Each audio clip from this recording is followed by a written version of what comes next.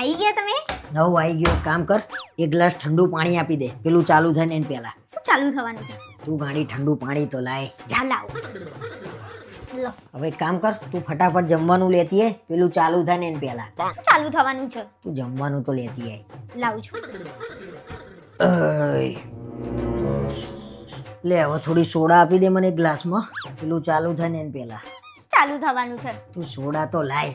લાવું છું. જા. લો.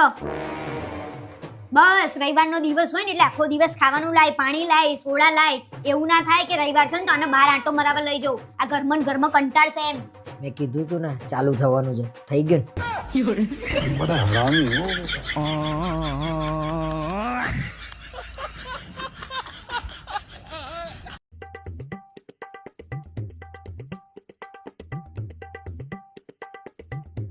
અલ્યા રિયા ભાભીને ઘેર જોરદાર મગજમારી ચાલે છે. તમે તો કઈ નહીં કર્યું ને? લે આ જબરું હો, ગમે એનું બૈરું પકડાય મારું જ નામ લેવાનું. આ કોઈની વાત નહીં, આ રિયા ભાભીની વાત છે એટલે મેં પૂછ્યું. બરાબર? શું થયું એ કઈશ પેલા મને, બીજી બધી જુડ્યા વગર. એમના જોડેથી બીજો એક ફોન પકડાયો છે ને એની મગજમારીઓ ચાલે છે. તો એક કલાક પછી આપણા ઘેર મારામારી થવાની. શું બોલ્યા?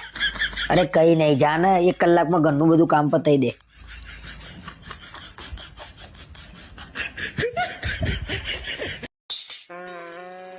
તું કહેતી હતી ને કે લગન પછી મને કોઈ દિવસ ગિફ્ટ નહીં આપી, આ તારા માટે ગિફ્ટ લાવ્યો છું. શું લાયા છો?